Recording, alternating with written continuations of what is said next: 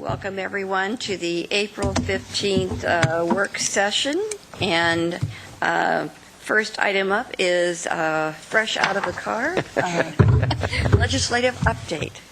Surprised to have you here. I thought we were going to be doing this. I know. The schedule shifted. Good afternoon, Mayor and Council. Catch my breath.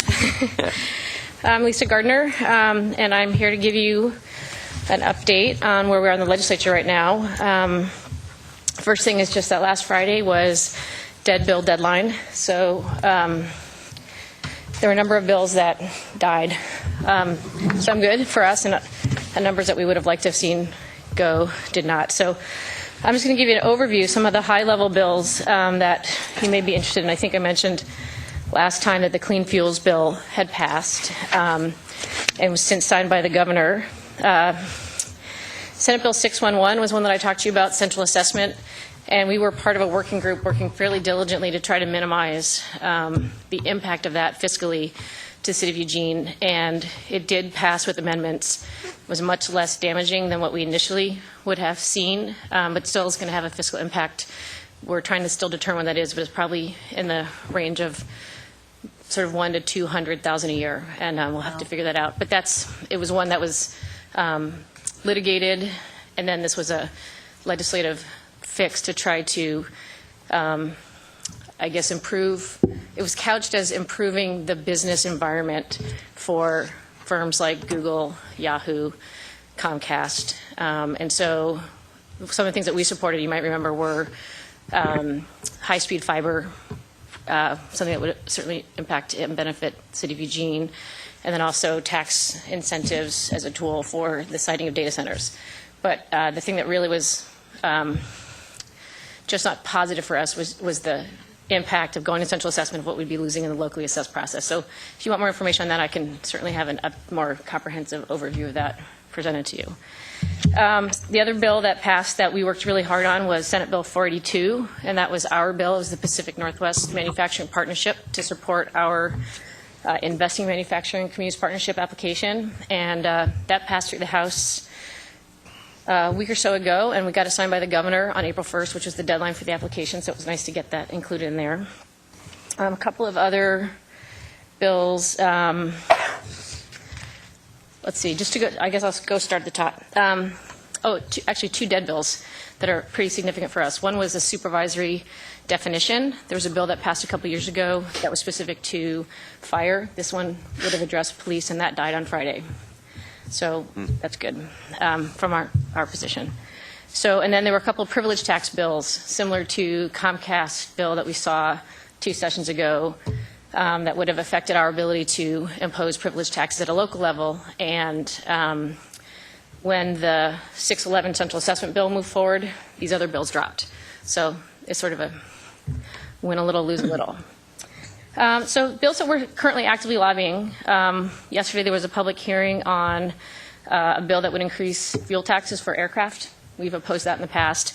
I'm not sure it's going to go anywhere, but we didn't testify, but we submitted a letter, and we had Tim Dahl and Catherine Stevens there as well, listening to the hearing. There's one that's still out there that we're working pretty hard on. That's not ideal for us. It's a collective bargaining bill that would require resolution through binding arbitration as opposed to the sort of regular process, and so it takes away. It's meant to correct. That currently it's perceived that the employers have a greater advantage in the bargaining process, and it sort of overcorrects or takes away some of the tools that we'd have and incentives for actually bargaining. And I believe something will pass. We've been working on a work group just to sort of make sure that our interests are being considered. There's a number of bills, the 3200 series of bills that are home builder bills, modifying processes for determining need for buildable housing, and then also modifying provisions related to needed housing within urban growth boundaries. These are bills that we have been tracking really closely, been working with LOC to understand how they are lobbying on behalf of the cities, and we submitted a letter. We actually submitted testimony, not specifically lobbying for or against, but being clear how it affects our local process and the work we've been doing for the last many years on Envision Eugene. So we've been working on that. Today, the mayor is going up to testify on the Housing First pilot process. It's a bill that we had sponsored by Representative Hoyle, and it's a pilot for Eugene area, and also Albany. And it's a programmatic pilot process to see if we can get that project moving. A couple other ones just to touch on is Senate Bill 414. It's another contracting procurement bill, and it allows for somebody to seek judicial review on of the cost analysis around contracting. And so it's just very process onerous. And so we've been part of the working group. There's really very little support for it, but it's continued to be entertained by Senator Dembro. And so we are working on some amendments. If they are not agreed to, I think probably the bill doesn't have a lot of momentum because there's so much opposition. So the other one we're working on, very high level, but doing a bit of work on, is House Bill 5040, which is passenger rail. And we will be continuing to work through that. That's in the budget. I think I mentioned that last time. Just the governor's budget was higher than what the co-chair's budget reflected, and I think they were looking for an opportunity to save some money and pulled out some of that. There seems to be support, but it's just a question of getting that specifically budgeted. A couple other ones, just at a high level, things that we obviously care about and are tracking, but maybe don't have a lot of opportunity to affect the outcome of specifically. But there's, of course, sick leave. There's vertical housing. There's one that creates a definition of sobering that the county is working on, and we provided some input into that one. Excuse me, they say the definition of sobering services. Okay. And then Measure 91. I'm sorry? What is that? I'd have to pull up the specific language of that, but it's a bill introduced by, or worked on by the county, and I think that and maybe Glenn knows a little bit more about this. I know I can't speak to the specifics, but it's just come to our attention the past week or so, and I think the chief is going to be providing some input related to how sobering is defined relative to how we can provide care or next steps for somebody who's picked up in a intoxicated or other condition. Lisa, is this the one It Alex is, had referred? Yeah. It deals with immunities and liabilities for sobering services. So it just says that if somebody is brought to a sobering service agency and something happens, then there's immunity that would attach for that agency. It doesn't actually affect directly any immunity for the city of Eugene or any other city or county. Let's see. There's the Lane Transit District Student Pass that we have supported. I'm not sure that's going to get funded at its level, but I think there's some support for it, so it's not clear whether that'll go through or not. There's Ban the Box, which is the one around employment history or criminal history, which I understand something on that will move. It's a high priority of the speakers. And then minimum wage, which is moving to Ways and Means, but not clear whether, there doesn't seem to be a ton of energy around that compared to sick leave. But the one we wanted to talk to you about today specifically was Senate Bill 814. I think Alana is here. I was going to invite her to join us because she's more of an expert than I am. Yep. And so this is a bill that would allow state preemption of authority to mandate employment benefits for employees of private employers. And I don't know, Alana, if you want to just give a little bit of history or context for the kinds of local decision-making that could impact. Sure. Hi.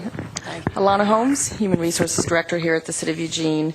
Lisa asked us to take a look at this language. It's pretty broad and generic, but what we tried to do is look back at if this were in place, how it would have impacted some of the policy ordinances that the city has done, and then also possibilities for the future.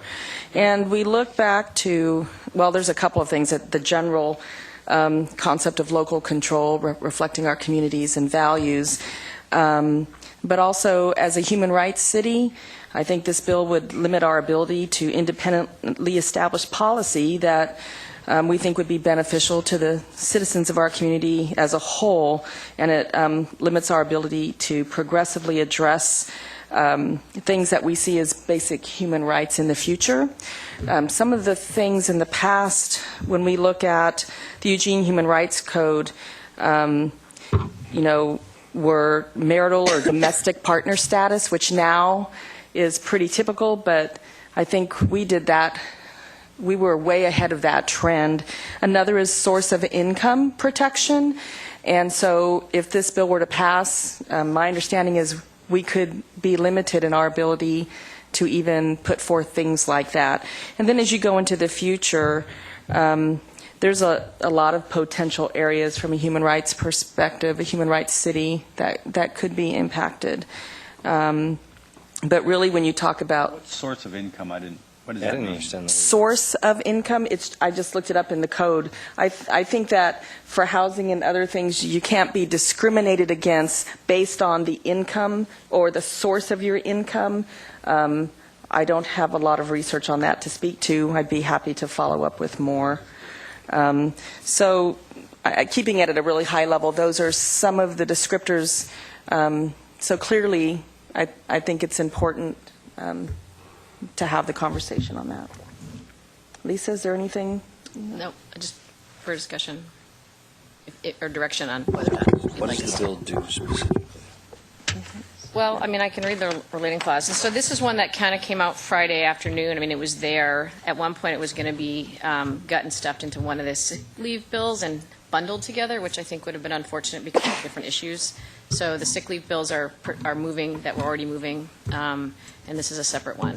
So, and there are, I believe there's some amendments being worked on, and that's where I think getting some direction from you would be helpful if we want to try to provide some input. But it says it establishes state preemption of authority to require mandatory provision of employment benefits to employees of private employers. So, I mean, as Alana was speaking to, some of the things that you have done, or City of Eugene councils have done in the past, passing ordinances that protect different classes and those kinds of things. So it has a wide range of impact. And so while there may be some benefit in state setting some levels of those, I think it might preclude other things that, as a human rights city, you may have interest in. So a couple of examples.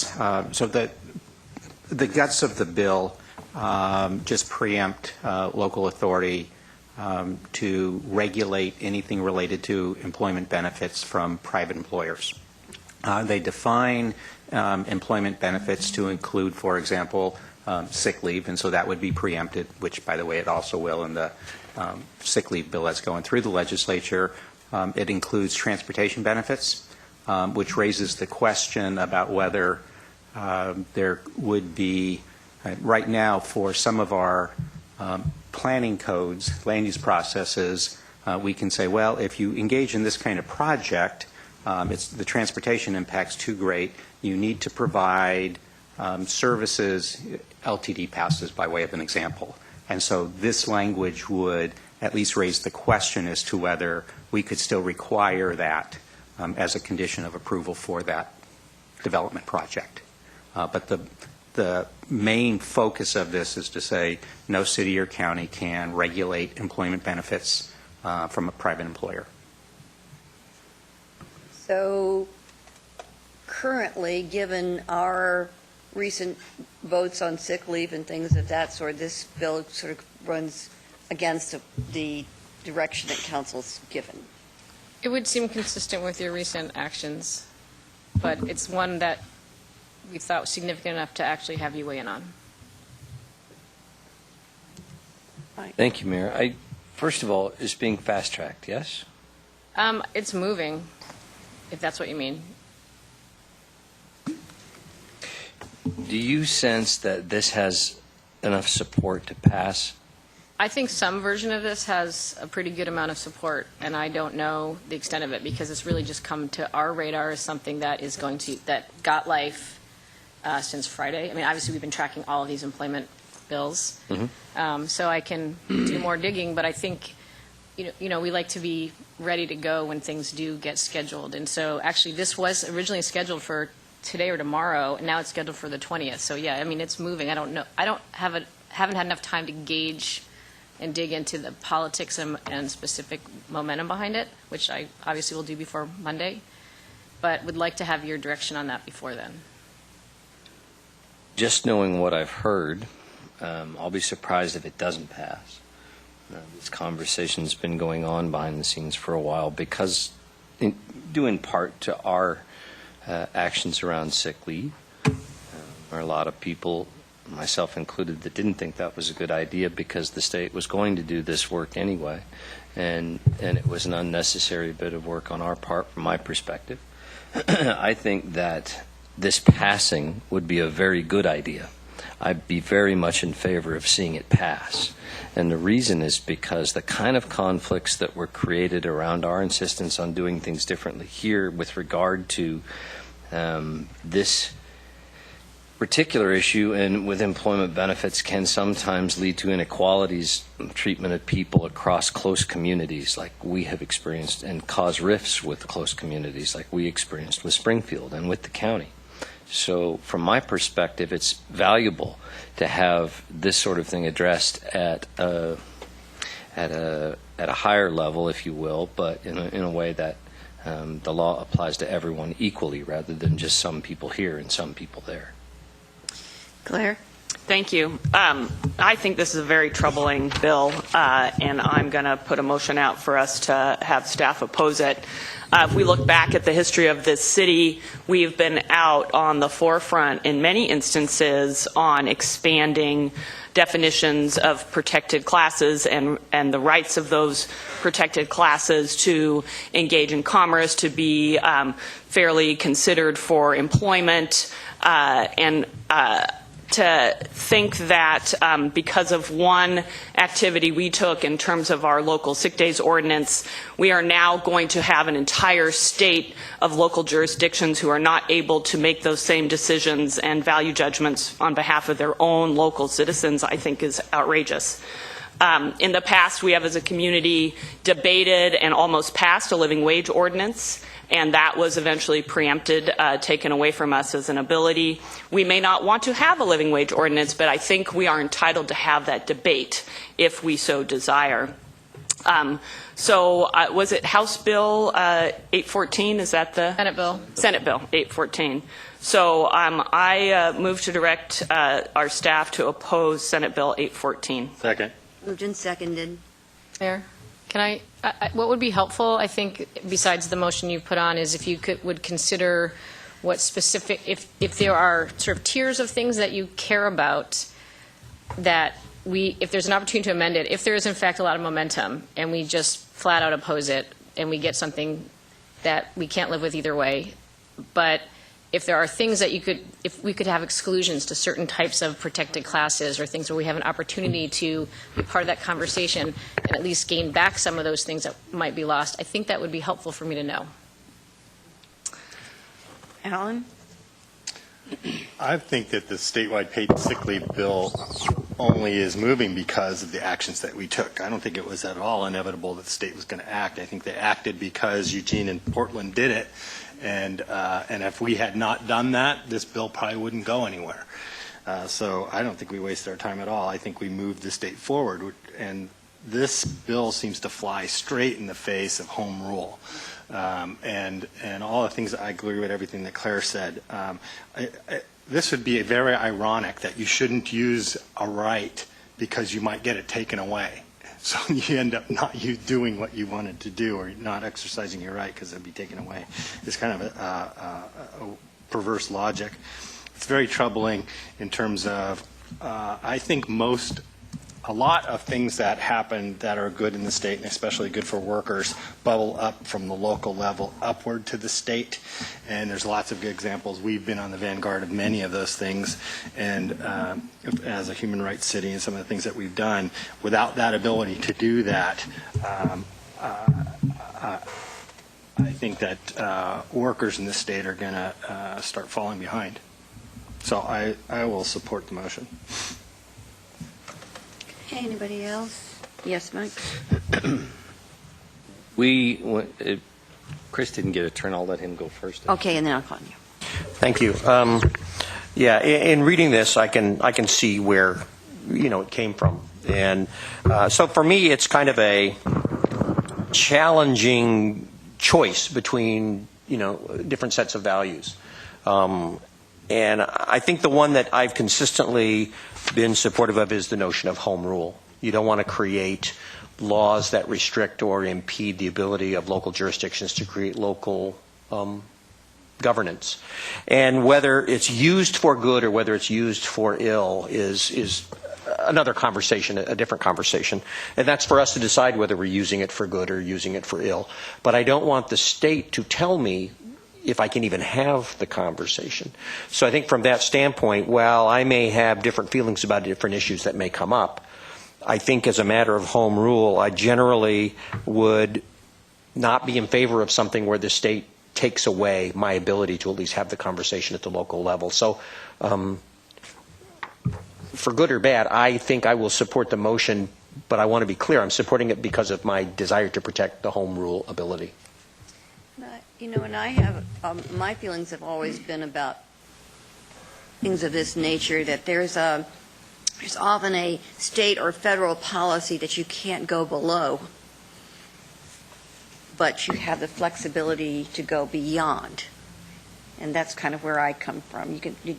There's a certain, something that you can't do less than, but you can do more if you choose to as a locality. So, Mike and Claire, I might. Thank you, Mayor. I'll get you before Claire. I agree with Chris, and I too have always been a staunch supporter of the idea of home rule. This case was different for me in that it caused more substantial harm than it brought in benefit to the people of our community. I think that's pretty, we don't have to re-debate that issue, but I think that's clear for a lot of people, clearly true. And in this case, since the field of employment crosses so many boundaries, it created an unequal playing field in this particular case. But as you mentioned, there are other places where we have acted in the protection of someone's civil rights that I would not want to shortchange. So I don't know the method by which I would put words to an amendment appropriate for this. I mean, at the moment I have to vote no unless there's an amendment that would take care of that and say I would want to join an effort to say, some of the protections we've put in place in past employment-related things are probably things we would want to work to keep in place. So I'm not exactly sure how to word that in an amendment. I could do that either. So, and besides, it's going to pass anyway, so I probably don't need to. But So I'm going to call on George Brown for you. George. Thank you. This is really interesting. I wish we had the current language in front of us so we could be a little more specific and maybe answer your concern about, well, we just want to oppose the whole thing. We don't really know what the whole thing is, but the way you've described it, I will oppose it. It's just kind of coincidentally, I was in Salem yesterday chaperoning my son's fifth grade, helping to chaperone my son's fifth grade class, and we toured the Capitol building, and part of the tour is you go in the House chamber and sit and listen to a few speakers, and we listened to three speakers, and they were debating a bill that would overturn the ban on inclusionary zoning. And it's a similar type of thing. Right now there's a law that says you can't even talk about it, inclusionary zoning. It doesn't matter what your housing needs are in your town. Well, if there's a housing crisis, and there is, and it's widespread, forget it. You can't even talk about it. And whether you would actually pass one or not is beside the point. You can't even talk about it. There's no point because it's illegal. So this is kind of a similar thing. And I will definitely support Councilor Surratt's motion to oppose this in Salem. And, in the future, I realize this just came along, but the last couple of years I've kind of missed hearing the detailed discussions of the IGR, so we can really learn about. I really enjoyed. Sometimes it was tedious because there were quite a few ridiculous bills that people did as a favor to a constituent, yeah, I'll put it forward in Salem. There were a lot of things like that, things that had no possible chance of passing, thank goodness for a lot of them. But I really missed that, the discussion. So we're hearing the names of different bills, and I'm not really sure what they are. Whereas before, like maybe the next legislative session, we could kind of ramp up the IGR again and have more detailed, at least have the information in packets, whether we have detailed discussions or not. But I kind of enjoyed the discussions too. So that's just an idea for the future. Thanks. George Poley? Yeah, a couple of things. First of all, to address George Brown's concern, we, as a member of the IGR, we decided to try to streamline the process a little bit, to cut down on staff time and to make Lisa's job a little easier and take some of the pressure off of us. But I've been kind of sitting back watching how this has gone the last couple of times, and I'm not real happy with it. And in fact, I was thinking about suggesting we go back to the way we used to, where you would bring all the bills to the appropriate staff, and they cull through it and then send a list out to the IGR, and we spend the time. And granted, it took a lot of time. Sometimes there were 60, 70 bills that we had to kind of skim through. I kind of like that idea. And my other point is I'm going to have to vote against Claire's motion because I flat don't know anything about this other than what's been told at the table. And part of that is because of the new process that we're taking it. So there are parts of, like Mike was addressing, there's parts of this bill that are good and bad, and without detailed information, I can't make a real good decision. So I'm just going to vote against it, the motion. Claire? So I appreciate, Lisa, your suggestion of potentially adding nuance. I'm not necessarily interested in the nuance, but if you had a particular suggestion, I might be willing to amend the motion. So if it's addressing personnel benefits, transportation requirements. Right, and I don't have specific language. I mean, I think that it's more of a sort of a class of issues that you'd be trying to protect, whether they're around specific. Alana's the employment specialist. I'm not, but I think just if there was something that came to mind that would sort of carve out, and Councilor Clark spoke a little bit to that as well, that it might be worth highlighting that in particular we object to this. Well, the sense I'm getting from the conversation is that the issue of home rule, I think, might be the main issue, and so in my mind, that makes the whole bill a non-starter. So I will not amend my motion. Yeah, and I would just say there seems to be a lot of bills not particularly premised on a particular thing that we passed, but just a lot of bills that are taking a run at home rule right now. Yep. And it takes a lot of vigilance to protect that overarching policy right that we have historically had. And I think we're going through a time where that's really being pressed pretty hard right now. And that was one of your your legislative priorities that are within the document and the framework for lobbying at this legislature, which is why we're bringing this before you. But at every opportunity, we make our opinion known on that. So I think yes, Betty. Just two examples from the past about home rule. A council before I was on the council way back then passed a real estate transfer tax, I think, or tried to, and the legislature prohibited it. And so we don't even have the choice of whether we want to or not. And the same thing with inclusionary zoning. When I was first on the council, we could still do it if we wanted to, and the legislature passed a ban. And I imagine there are other examples that people know, but it isn't a new thing that there are attacks on home rule frequently. Thank you. I think we're ready to vote on this. All those in favor of Claire's motion, please indicate.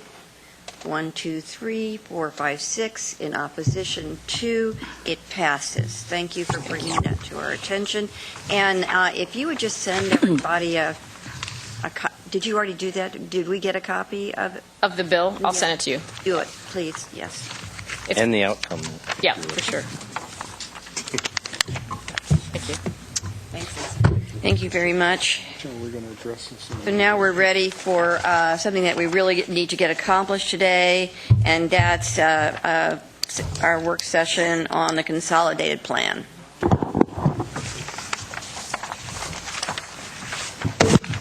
And I'll turn over to Stephanie for our conversation. Good afternoon, Mayor and Council. You have a presentation in front of you to augment the agenda item summary that was submitted. So let me just get the presentation up. Do I just press this? There we go. Okay, excellent. So my name is Stephanie Jennings, and I'm the Grants Manager in Community Development. I'm here today to present the Eugene Springfield Consolidated Plan Summary for your consideration and action. This is the third work session with Council on the Eugene Springfield Consolidated Plan.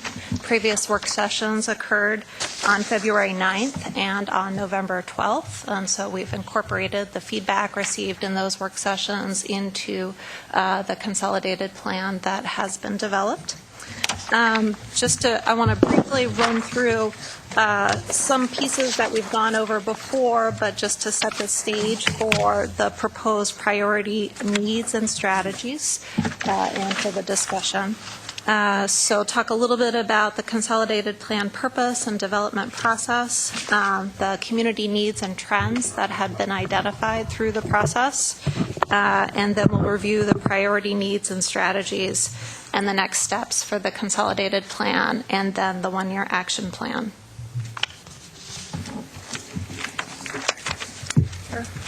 So just as a brief kind of high level, the Eugene and Springfield jointly develop the Eugene Springfield Consolidated Plan every 5 years, and then we develop the one-year action plan each year, and then report on our progress to head through the Consolidated Annual Performance and Evaluation Report.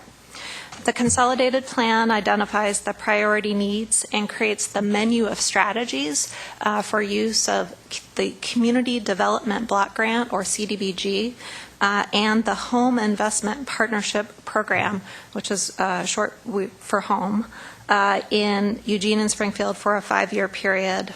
The one-year action plan is the specific allocation of the money that we receive each year. Those strategies are selected from the menu that is adopted through the consolidated plan.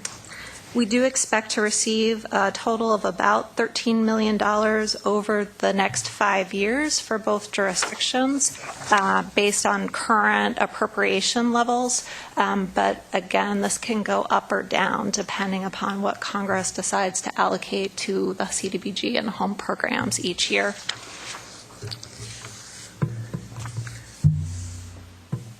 So just briefly, CDBG and home have a number of specifications for the types of activities that they can be used for. The home program is best suited for the creation of permanent or transitional affordable housing for low-income persons. CDBG has a wider set of uses. It's primarily focused on capital projects. About 15% can be used for human service operations or public services. It's also can be used for economic opportunities and improvements in low-income neighborhoods. As I've talked to you about before, this funding has decreased quite significantly over time, and we've taken that into account in the consolidated planning process and tried to sort of figure out how can we focus on core priorities for use of these dollars to make the best use of the limited resources. This slide just briefly outlines the steps in the process that I've talked about with you in previous work sessions. I wanted to go over the various elements of community engagement that have occurred over the past 8 months. We really tried to develop a very proactive strategy of going to agency boards and commissions to do consultations, to present the plan, to hear people's concerns, to hear people's ideas about where we should focus our resources. We also conducted a survey with service providers and received 44 responses. We also sought to directly receive feedback from community residents. We did a community resident survey and created opportunities to comment at public meetings, public hearings, and through written comments. We also utilized research from previous studies, for example, the equity and opportunity assessment of affordable housing residents that was conducted through the Lane Livability Consortium to help inform the plan strategies and goals. Lastly, we formed a Consolidated Plan Advisory Committee that was composed of representatives from the Housing Policy Board and from the Eugene and Springfield CDBG Advisory Committee. So who's on the advisory committee? Yes. So the specific representatives from Eugene that were on the advisory committee, so Councilor Chris Pryor, John Borofsky, Aaron Box, who is on the CDBG advisory committee and on the Harlow Neighborhood Board, and then Morgan Taylor, who is on the Housing Policy Board. And there were also, of course, an equal number of representatives from Springfield, including Councilor Sherry Moore. So this process of having the Consolidated Plan Advisory Committee created a real opportunity to go into some more detail with representatives from both jurisdictions, and I'm sure Councilor Pryor will offer some comments on his experience with the advisory committee to go through the details of the plan, to discuss the strategies and the measures in a more significant way, and also create opportunity for them to hear directly from interested parties about the plan. So that group convened 3 times to review progress, did hold a public hearing fairly early in the process so that we were able to incorporate any comments from that into the plan. And then at their last meeting, they made a unanimous recommendation for adoption of the proposed priority needs and strategies that I'm going to present to you.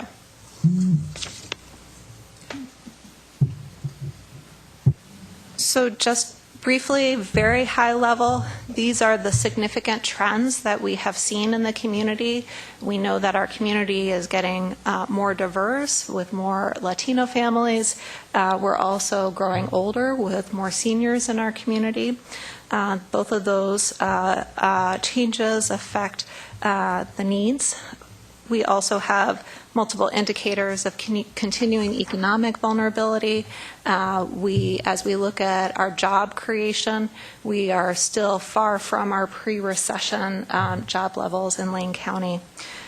Through both the data analysis and the community input, we heard many, many challenges related to housing. Even for people who have a source of funding, finding affordable units, particularly for low-income people, is very difficult. The competition is quite intense. We've also heard that and identified through data that there are some areas of Eugene and Springfield where there are concentrations of lower income households, and that in those areas might merit some specific attention over the next 5 years.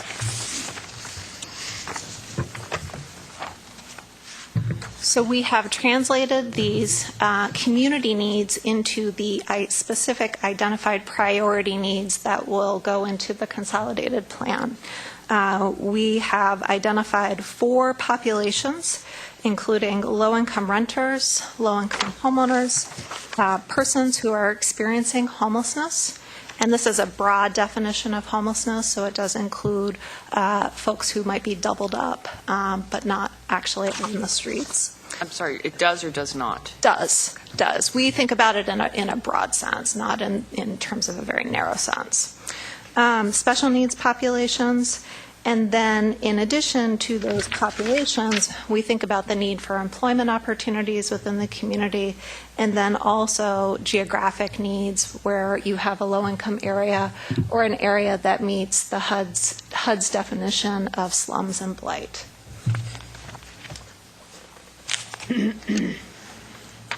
For the proposed affordable housing strategies, and again, I would say that this set of strategies is for both jurisdictions, so we're essentially creating the menu of options for utilizing CDBG funds over the next 5 years. Because you identify something as a strategy, it doesn't mean you have to allocate funds to it later. It just means you have the ability to allocate funds to it at some point in time during the 5-year period. The 4 strategies for affordable housing. The first is increase the supply of affordable housing. This is primarily focused on rental housing, on maintaining the capacity of our affordable housing providers. For us, we are also interested in acquiring sites for future affordable housing development and have a small goal around development of homeownership units. The second goal is rehabilitate existing housing, and so there are a number of units in the community that merit rehabilitation, both rental units and homeowner units. Many of the resources we use for homeowner units actually go to owners of manufactured homes where they own the unit but don't have the ability to maintain it. Down payment assistance, this is something that we've heard a lot of input from some organizations and others in the community that they would like to see Eugene consider providing down payment assistance for low-income homeowners. Again, by including it, it just gives us the option of allocating funding to it. And this is something that is of particular importance to Springfield, so that is the kind of nature of this, where it's creating the menu for both jurisdictions. Lastly, removing barriers to affordable and supportive housing. This addresses more of the policy-related work that we do, work around fair housing, and work to create a community forum for discussion of affordable housing issues through the Housing Policy Board. The annual, this is for 20, is this for 1 year period? This is for 5-year period. 5 years. Yes. Should be 1. I'm sorry? Should be 1, but. Well, and I would say that the goals that we're setting are scaled to the funding that is available and what we think we're likely to be able to achieve. And so, yes, I absolutely recognize that the goals we're setting may not reflect what we really need in the community, but we're trying to kind of be somewhat accurate in what we think we might actually be able to achieve with the available resources. So the next set of strategies are the community development strategies, and there are 3 major strategies. The first is support a human services delivery system to address the need of homeless persons and special needs populations, and we do this through funding human service operations and then also providing capital improvements for the facilities where these services are provided. The second is promote economic development and employment opportunities. And so the way that we do this is through our business development revolving loan fund, which specifically creates jobs available to low-income persons. And then also through micro-enterprise training. And then the third area is make strategic investments to improve low-income areas and areas of slums and blight. Again, this creates the ability for us sometime during this 5-year period to decide that we want to do a project in a specific low-income neighborhood or to address a condition of slums and blight. So how does this plan intersect with this is to meet your CDBG and home and federal requirements.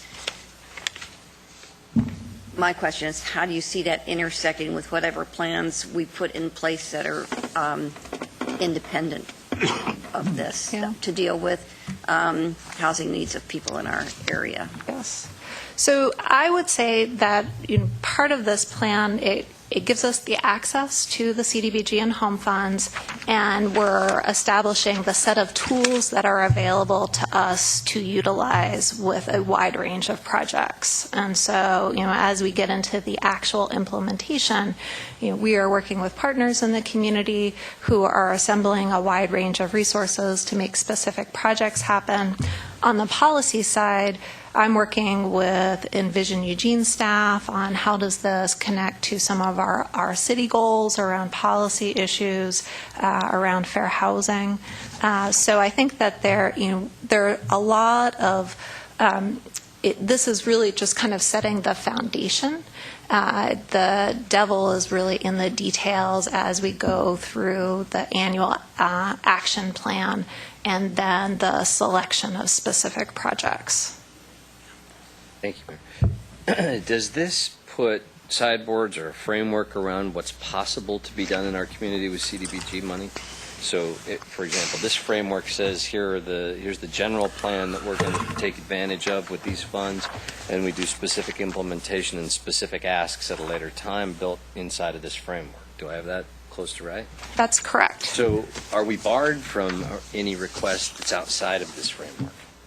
We can always go through a process to amend our consolidated plan, but generally you kind of want this to be the umbrella by which of the things that you think that you are likely to pursue.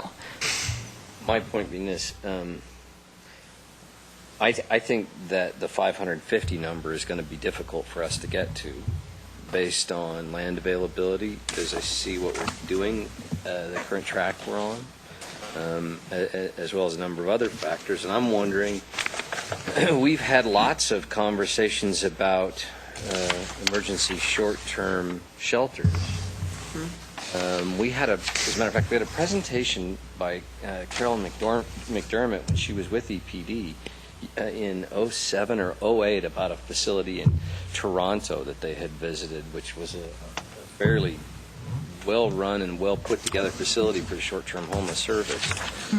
And what I'm wondering is, if we decided at some point with our conversations around how to deal effectively with homelessness, that we wanted to go in more of a direction like that, how long would that process be to amend the consolidated plan?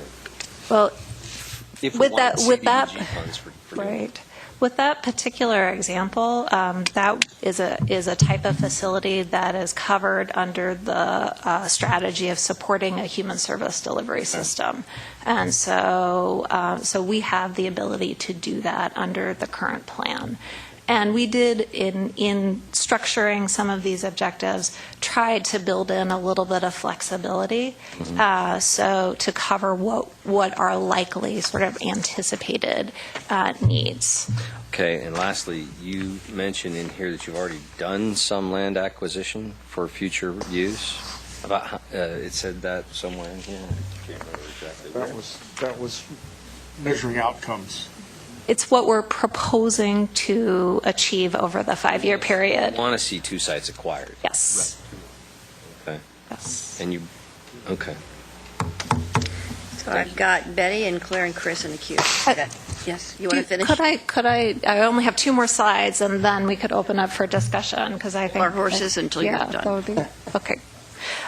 So just because of the nature of this work, you have one plan that ends and the next plan starts immediately after, and so you do have activities that get started during one plan period but won't be completed and counted until the next plan activity or next plan period. So I did just want to give you some examples of work that is currently underway that is going to count towards the goals that get adopted for the consolidated plan. And so projects that are currently underway include Baskin Village, which is 101 rental units, We are providing a rehabilitation loan to Olive Plaza for the rehabilitation of 150 one-bedroom units for seniors, which is a very significant project.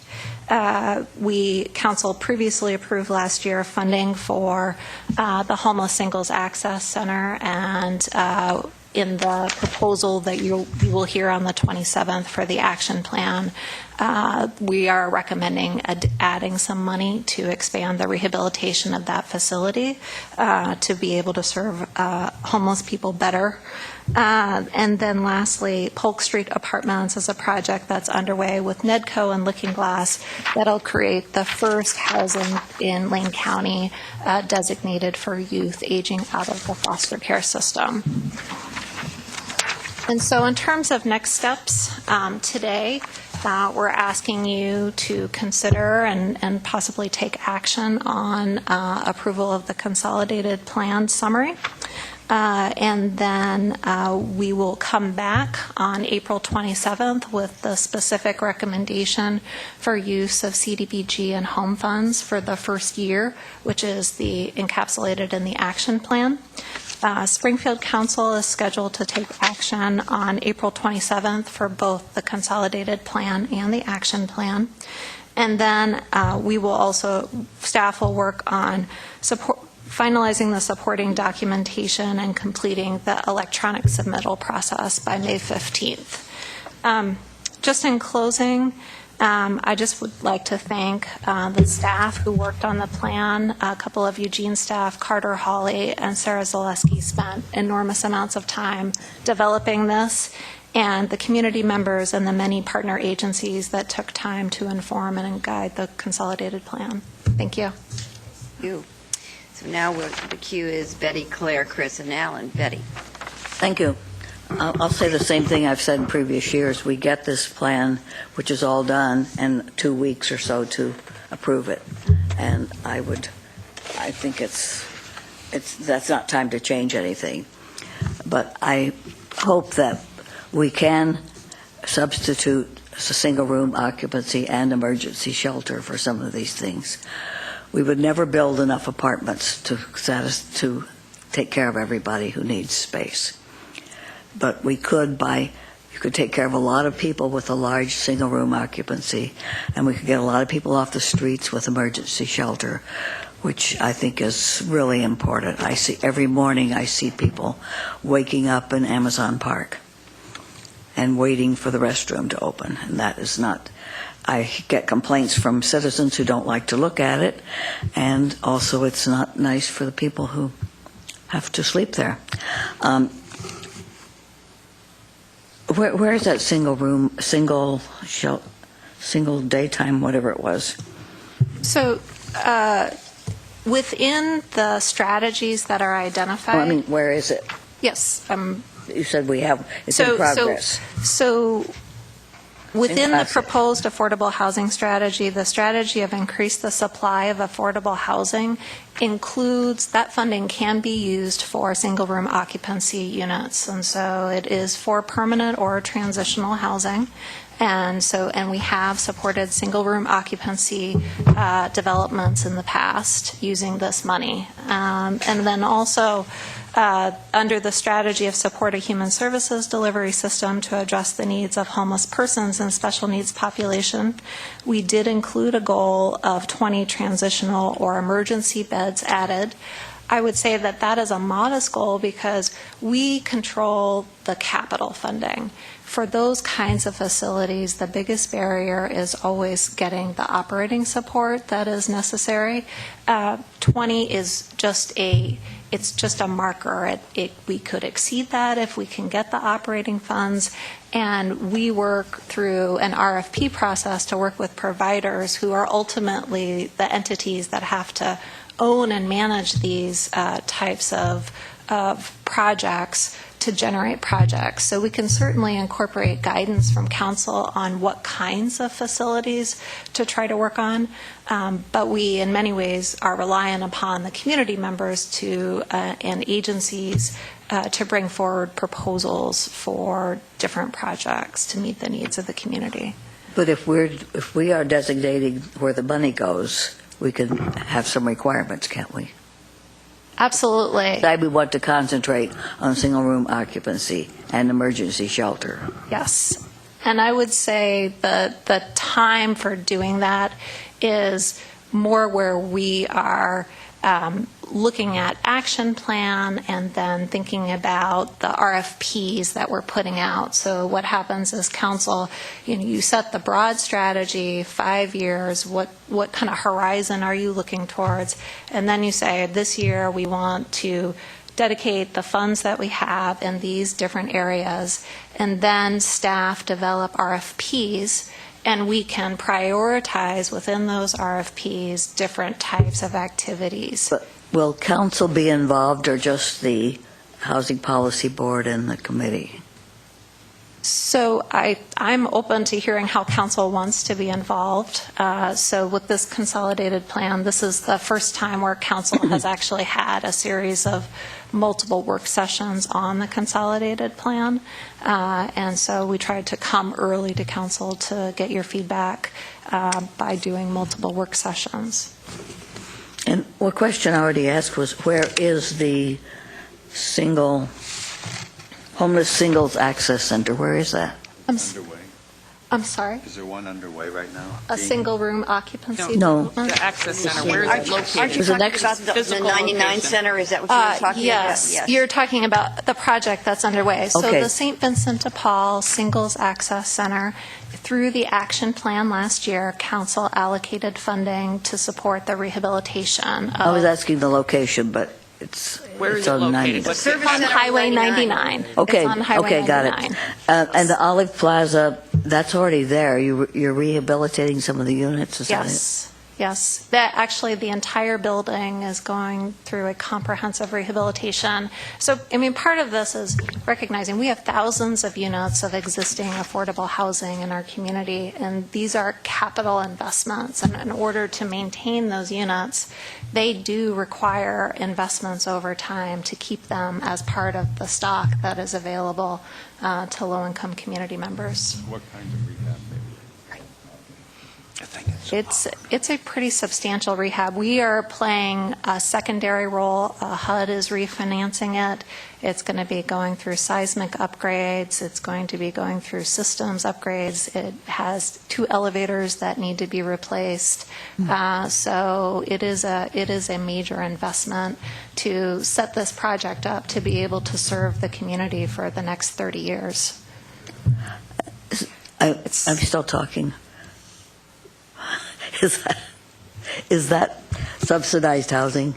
It is. Then? Okay. It is. And where do we have slums in Eugene?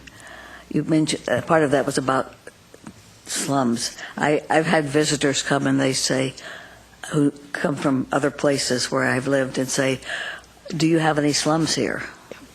So HUD establishes, they have a definition of slums and blight, and what that definition allows you to do is to use CDBG funds to address specific conditions of slums and blight. So a few years ago, when we were looking at strategies for how to improve the downtown, we actually went through the slums and blight designation process for the downtown. And that was what enabled us to use the Section 108 and Brownfield Economic Development Initiative monies from HUD to improve the Downtown Commerce Center and acquire the Woolworth Building. And so it is a tool that we have used.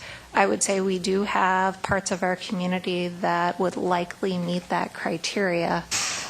Whether or not it's a direction that we want to pursue, I think is a topic for future consideration, and because it is quite a process to go through to get that designation.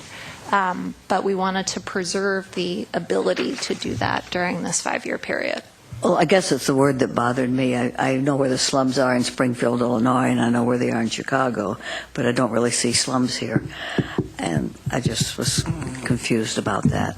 Well, I hope that we will get an opportunity soon to finish up so Alan can speak. I hope we will get an opportunity soon to discuss how we might direct some of these funds toward emergency shelter and really push for single-room occupancy. Thank you. Claire? Thank you. Thanks. I appreciate the dialogue with Councilor Taylor and the plan and all the work that's gone into creating the plan. So thank you to everyone who's been a part of that. A couple of just specific questions. You mentioned that there could be, and this actually goes along with the quote-unquote slums and blight areas piece. There could be areas of concentrated low-income folks that might get some specific attention. Mm-hmm. Can you give us an example or a couple of examples of what that kind of specific attention might be? And then you had identified 2 projects to be completed, and I'm curious what the process would be to initiate or choose what those 2 projects would be. So an example of, every project that you use CDBG funds for has to meet one of the CDBG national objectives. And so some activities can only be, you can only use CDBG with if they meet the low income area benefit criteria. And so an example of that would be a park improvement. And so council approved funding, I believe it was last year or the year before, for Chernow Mulligan, the park improvements. And so that is one example. There was a Bethel Path in previous years that received funding, CDBG funding. And so and by creating the sort of 2-project goal, it gives us the flexibility. Generally, we work with staff from across the organization to identify a specific project that might be suitable for CDBG. I would say, kind of based on the declining availability of CDBG funds and the direction that we got from council, we really focused this plan primarily on the areas of affordable housing opportunities, human services, and economic development opportunities, but did want to leave the door open if there was a specific project that for a low-income neighborhood or areas of slums and blight that council felt was important. And that would be in Eugene or Springfield. So the 2 projects, one might be in Eugene and one might be in Springfield, or they could be... What I've presented to you are just the Eugene goals. Oh, great. Yes. That's a very good clarification. Yes. And so the projects might come out of a conversation from this table, or might come to the Housing Policy Board, or could come to fruition through a variety of avenues? Yeah, I would say, it would be something that would be a fairly high priority for the city to want to pursue. And so it could be something associated with the redevelopment of eWeb. I know there's been work that's been happening on Highway 99. So I would want to sort of see, how can we make this a part of a larger effort that is going on to help support it. So is it allowable to use those funds to do things like sidewalk improvements? We've got, you mentioned that we've got aging population, and senior mobility would be an issue. Could, curb cuts and that kind of thing be incorporated into a project of that kind? Yeah, that is something that we have funded in the past with CDBG, and so the funding environment and the available resources are changing. And so there are different sources of transportation funds that are available now that weren't available 10 or 15 years ago. And so, yes, it's possible. I think then the city would just have to go through the analysis of what are the sort of best uses of this resource versus other resources that are available to the city, and what's the sort of relative priority for use of those dollars. Sure. Yeah. And then, as I think the mayor kind of mentioned, these targets, as you're saying, are rather broad targets. They're not setting the upper limit of what we want to do. They're really setting a baseline goal, and we could definitely, if we had the capacity, do more than what's been printed here. Yes, and they don't actually set a floor or a ceiling. They're a sort of broad target because HUD recognizes we have no control over what Congress decides to do with appropriations for the CDBG and home program. I think they're just looking to see progress towards these goals and to see that there's some kind of active decision-making about how we're allocating resources that relate to our 5-year goals. And then my last question is just maybe a curiosity. So you had the 4 examples of 4 things that are already underway, which presumably were identified in the last 5-year plan, and yet they won't be counted as accomplished in that 5-year plan, but in this 5-year plan? Right. Well, many of these projects take multiple years. They're very large projects, and so so for example, with Olive Plaza, we have a revolving rehabilitation loan fund. Council, through the action plan, approves the allocation of the program income, and then we make a loan, and then the activity occurs, but we don't actually count it until the activity is complete. And so that is why you have things that bridge from one plan to the next plan. Thank you very much. Yeah, thank you. Chris? Thank you. I'm really pleased with the nature of the questions and conversation. It really shows a desire to be clear and understand exactly what this use of federal money and state money can do. Having served on the advisory group, I'm very pleased with how that process went. We had 3 meetings, and we not only dealt at the high level, but by having 3 meetings, we were actually able to get down to the recommendation level and make some suggestions for how the final plan that you're looking at could be adapted and changed. I think adoption of our approval of this plan today doesn't mark the end of the conversation about how we're going to expend home and CDBG funds. Is actually the beginning of the conversation. This simply establishes the parameters for how we're going to conduct that conversation over the next 5 years. So there will be huge opportunities to talk about the specific ways in which the money is spent. But we need to have these guidelines in place, these general recommendations, so that our federal partners and our local partners can see what we want to try to achieve. And then within that, we have all sorts of flexibility, as we did with the last 5-year plan.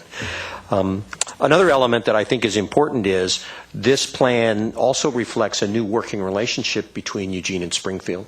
Because of the nature of how federal funding is now being distributed, we can no longer do the consolidated planning and work the way we used to do it. We need to do it in a new way.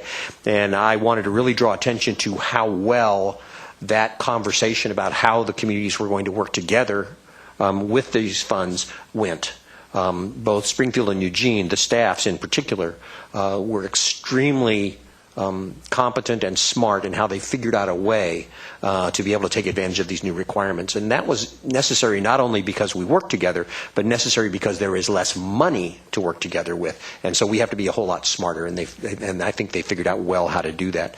And if you look in the actual plan that's in your packet, you'll see 2 columns when we talk about this CDBG funds. And Springfield had theirs and Eugene had theirs, and they're done in such a way that they actually coordinate with each other. They work really well together.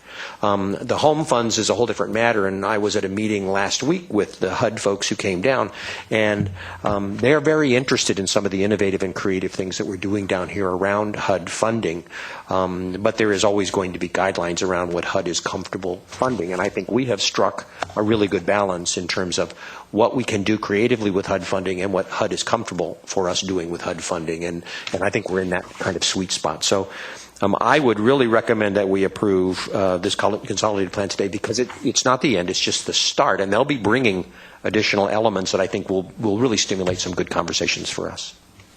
Alan? Yeah, I very much appreciate the work and the thought going into the plan. It's a well-done plan. Thank you, Stephanie. My comment about the outcomes being, I think they should be 1-year goals rather than 5-year goals. And that's, I understand the constraints on the funding, so my comment's really about the funding as opposed to criticism of the plan. The Olive Rehabilitation Project, which is a multi-year thing, what's the overall budget for that? How much are we investing? So the City of Eugene will be providing a $400,000 loan. and it will be a loan with interest. And then the major source of funding for that is coming from a HUD multifamily refinance. And so this is a project which is currently subsidized through what's called the Section 202 program, which provides an ongoing stream of rent subsidies for the development, and that enables people who sometimes have almost no income to be able to live in that facility. And so it is one of those projects where it's kind of from a previous era of HUD where they were directly providing financing. And we have a number of these kinds of projects in our community that are really important to try to preserve and maintain because they're often huge sources of affordable housing for very vulnerable populations. Who owns the Olive Plaza building? It is owned by an organization called Christian Church Homes. Oh, okay, so the subsidies to provide them with the ability to redo and capitalize the projects. Do you know the overall budget for all the work that they're doing there? It's a multi-million-dollar budget. I don't have the specific amount for the HUD portion of the refinance with me. Can you put up the proposed affordable housing strategies one? I was interested in the first part of that slide, increased supply of affordable housing. Mm-hmm. And the 550 rental units, that's in Eugene, 650 in the Eugene and Springfield. So what's the split there between multifamily and single family, actually in that whole box, 10, all of those? Can you describe that? Well, I would say that the 550 rental units would be in multifamily developments. Multifamily. Yes. I mean, that's typically what we find is the most efficient use of funding is to support the development of multifamily. And in the past 5-year period, we've actually supported multiple projects that I would call single-room occupancy units, but for special needs populations, and then also one-bedroom units. So quite a few one-bedroom units in multifamily developments. Are any of those single-family? Any of the 550 rental units? No, any in that box. The 10 homeowner units added, and so we did include this goal. We do have a piece of the Walnut Grove Land Bank site that's been under development for many years, and so there's one remaining piece of development that is slated to occur as part of that, and that does have single-family units. It is for future single-family development. And that comes out of our Envision Eugene multifamily land supply that we have. That's envisioned there. So I guess, Mike, if you don't think we have enough multifamily land supply, we could increase it, if that's what you were intending to talk about. This single room occupancy emergency shelter coming out of CDBG, I think it's a good idea, but it's a zero-sum game with CDBG, right? So we've been doing these programs with the CDBG money for years and years and years, mm-hmm. and to shift that into emergency shelter, single-room occupancy kind of shelter, means that we don't do this stuff that we've been doing because there's no bigger pot of money. In fact, we have 33% decline over the last decade. So it would be a significant shift for us to let go of all the things that we've been doing to then shift it to emergency shelters. Do I have that right? It's zero sum, right? Well, so single room occupancy, you can use home funds to support single room occupancy. Shelter, right. So emergency shelter does have to come from CDBG because it doesn't meet the home requirements of offering tenants a lease and you have to live there for a year. So for the emergency shelter, we've provided support through our nonprofit capital facilities program to multiple emergency shelters in the past. And so if you think about Station 7, if you think about Shelter Care's family shelter facility on Highway 99, so it's something that's always been part of the suite of what we support. part of what is needed to receive that money is that they need to be able to show us that they have the operating support to run the facility over time, because there's a 10-year period of benefit that is part of receiving those CDBG funds. And so we don't want to speculate that if we build it, then they will be able to get the operating sources necessary to run that facility. I would say, I think this is something that's going to happen on kind of a year-by-year basis, where council is going to have choices to make between what kinds of activities you want to prioritize and support. And we do work with the CDBG Advisory Committee to have pretty in-depth discussions about the uses of the CDBG funds. And so, and then also work with the Housing Policy Board for the recommendations for the home funds. So if an opportunity came up to buy a building that could be converted into an emergency shelter, for instance, that would we could have that conversation, but it would mean that these other programs that we have, we wouldn't be able to do them in that year or subsequent years, right? Right. There's zero sum. Only so much money. Yeah, there is only so much money. We are and do talk with providers about how to use this resource to leverage other resources. And so that is something that, even with our housing RFP process, we've tried to work with other entities that maybe have some money that they would like to make a part of the contributions. And so that's something that we can certainly pursue in the future to try to use this as a foundation for leveraging some other investments.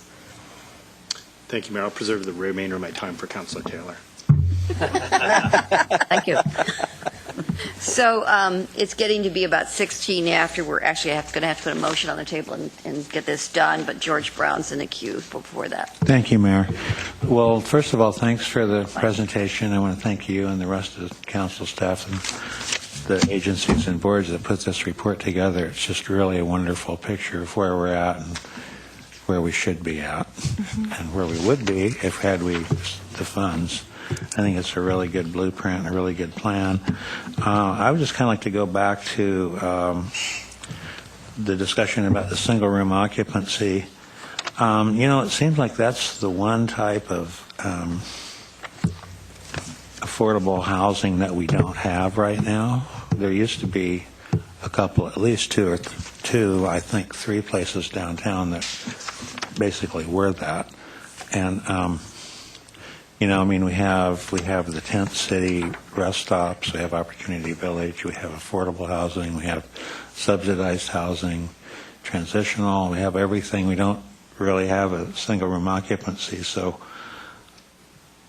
I'm just wondering how we would make that happen.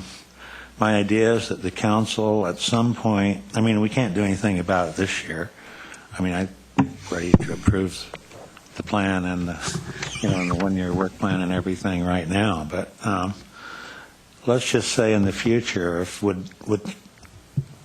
my idea is maybe it would go something like this, and you can tell me if I'm wrong. Council would collectively decide that that was a priority that we would like to see. It's kind of already mentioned, but we would say, all right, let's try to make that happen. I know it won't happen overnight, but let's have staff discuss it with the agencies and the boards and the commissions, try to figure out where the money would come from. They would have a lot of important feedback there. But work something like that, and then seek an RFP at some point when funding was at least kind of fleshed out. Well, we do an annual housing request for proposals, and so we could certainly incorporate criteria into our next RFP that asks for single room occupancy. What we would likely do is start talking with the providers, the affordable housing developers, about what is sort of the feasibility. Right. And so when you're talking about constructing new, typically the role that we have played is that we have tried to find a site and purchase a site. And so, if council really wanted to see single-room occupancy, I think the best way to make that happen would be for us to try to make one of those two sites that we identify a site that would be suitable for the development of single-room occupancy, which is a little different than some of the other housing developments that we've done on land bank sites that are, they're really serving sort of the range. They have studios, 1s, 2s, and 3 bedrooms. So, I think that that's certainly something that we can pursue. And, and again, I would emphasize in the last 5-year period, we did 3 projects that were single-room occupancy.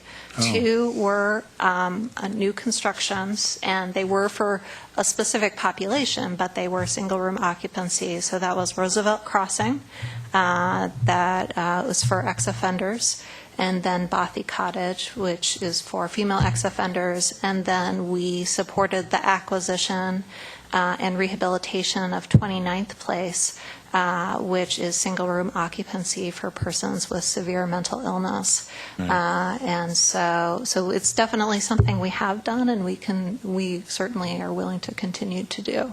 So it could either be, build new, or maybe it could be like some of these other ones where you rehab an existing building that maybe is vacant. Mm-hmm. And the reason I think it should be a priority, the main reason is, there are a lot of people out on the street right now that are unhoused, and many of them are actually eligible for benefits, and many of them don't even know that they are. Or some, only get their benefits part of the time because they don't have a fixed address. I think there's a lot of people that could really benefit from something like this, and they would even be able to pay for part of it. I mean, the way a lot of these places run is if you get into something like this, if you have the ability, if you are getting benefits, you pay a percentage of your benefits for the running of the project. And if you don't have any benefits, you don't pay anything. But I guess what all I'm doing is putting a bug in the rest of council's ears that I think this should be a priority as soon as possible. Thank you. I move to approve the attached Eugene Springfield 2015 Consolidated Plan Summary. Second. Moved and seconded. Mike, you had something you wanted to add to the conversation? I did. It takes us in a new direction, so I'll just do it real briefly. I brought up a topic tonight when Greg brought up the issue of poverty in our community. And one of the things that I mentioned was that the surest way to cure long-term poverty in our community is to have a dedicated effort to move more people out of renting and into home ownership. So in this regard, I see us with 10 home purchase assistance opportunities. Is that number locked in stone because it says 10 there? We couldn't shift our emphasis at some point in the future? Okay. No. Yeah, these numbers neither provide a floor nor a ceiling. They are just a kind of... They're aspirational? Yes. All right. Yes. So I would just add to the mix of things for you to think about that the co-op housing, which is really some of our older, built in I don't know, probably the early 70s or late 60s, somewhere in there in the Whitaker neighborhood. People buy their units, so that's a mix of way to think about that, of a possibility for people to have home ownership, but in smaller chunks. So that's just something for you to put in the mix of thinking about too. And then I would just remind us, and I think as we work on this topic, perhaps we can get a little more sophisticated at this, but this is one way that we do things. But there's other avenues. You mentioned another one.